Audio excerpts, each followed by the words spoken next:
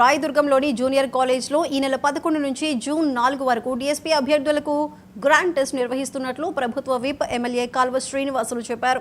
ఉదయం 10 గంటల నుంచి మధ్యాహ్నం 12 గంటల వరకు టెస్ట్ జరుగుతుందన్నారు. డీఎస్సీకి ప్రిపేర్ అవుతున్న వారు ఈ అవకాశాన్ని వినియోగించుకోవాలని పిలుపునిచ్చారు.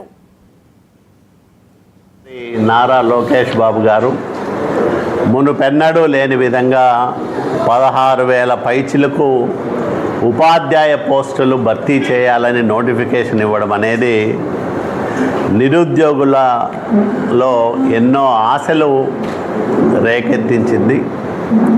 భవిష్యత్తు పట్ల వాళ్ళకు ఒక నమ్మకాన్ని కలిగించింది. ఈ నేపథ్యంలో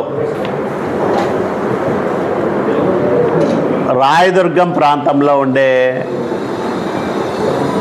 నిరుద్యోగ ఉపాధ్యాయులకు ప్రత్యేకంగా డిఎస్సి ప్రిపరేషన్ కోసమని శిక్షణ ఇప్పించాం.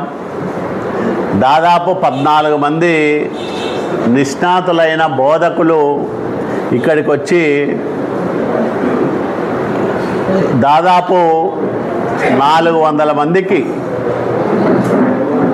శిక్షణ ఇచ్చారు. టెట్ పరీక్షల్లో 208 మంది ఉత్తీర్ణత సాధించారు. మిగతా వాళ్ళు ఎస్జీ టీచర్లు వీళ్ళందరూ కూడా ఉంటారు.